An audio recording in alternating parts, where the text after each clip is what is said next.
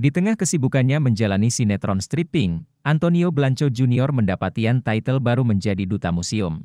Milih aku mungkin karena pertama aku bisa dibilang nyambung juga sama kerjaan aku yang sekarang jadi aktor plus public figure juga. Aku memiliki masa di mana banyak masa-masa aku itu anak-anak generasi milenial. Jadi pas nih dengan tujuan mereka. Jadi soalnya tujuan asosiasi museum itu adalah ingin gimana caranya mengajak masyarakat Indonesia khususnya generasi milenial untuk berkunjung ke museum. Museum itu walaupun sejarah, tapi kita sama sekali itu sebenarnya nggak boleh melupakan museum. Gitu loh, kita nggak boleh melupakan siapa sih sebenarnya yang bisa membuat Bali kok bisa jadi serame ini sekarang. Siapa sih yang mempromosikan Bali di masa-masa itu? Nah seperti itu contohnya. Sama juga kayak mengubah mindset sama pandangan orang kalau museum itu sebenarnya bukan tempat yang membosankan. Bahkan museum itu adalah tempat yang sangat menarik dan wajib dikunjungi kalau mereka sedang berlibur gitu. Jadi waktu itu juga mereka tahu aku public figure, mereka tahu juga dari keluarga yang emang memiliki museum juga, yaitu Blanco Museum di Bali, di mana papa yang menjadi ownernya sekarang.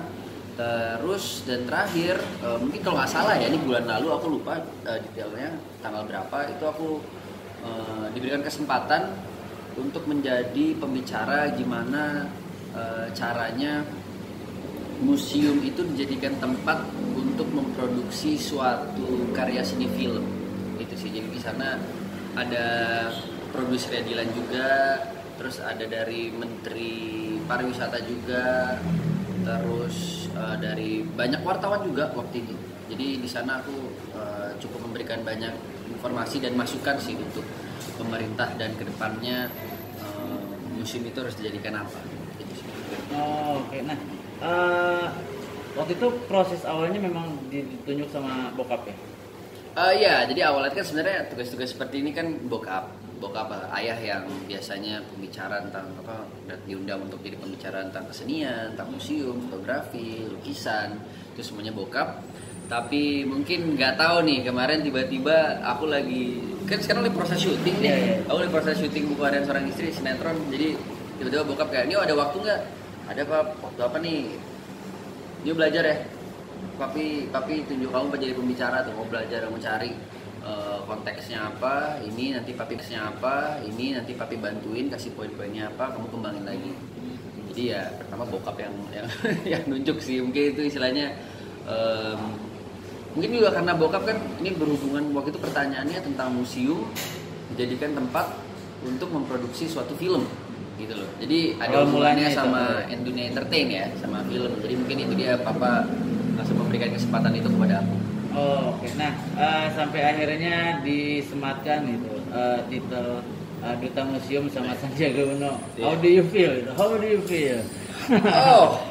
Awalnya waktu itu aku udah agak aku agak bingung kayak emang aku pantas ya menjadi duta museum gitu.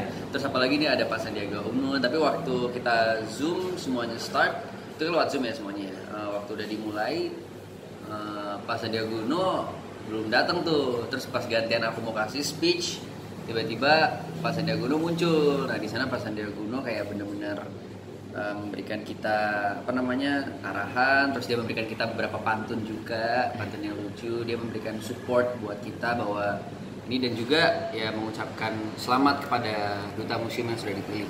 Pas aku, wah itu rasanya tiba-tiba aja langsung nervous. Kayak pas aku mau bacain pidato tuh awal-awal aku sempat ngeblank sedikit karena ini beneran nih Pak Sandiaga Uno nih. Jadi maksudnya itu aku seneng banget karena itu salah satu bentuk keseriusan pemerintah ya terhadap gerakan yang ingin dilakukan ini. Soalnya biar gimana caranya kan bahwa mengajak orang Indonesia biar untuk berkunjung ke museum itu nggak mudah. Ya. Tapi ini menjadi sebuah beban beratkah atau memang atau seperti apa gitu yang lu rasakan selain senang gitu? Kalau beban pasti ada ya. Cuma jatuhnya ini aku seneng juga karena emang dari kecil bisa dibilang aku kan udah selalu bersama papa ya, mana-mana papa ngasih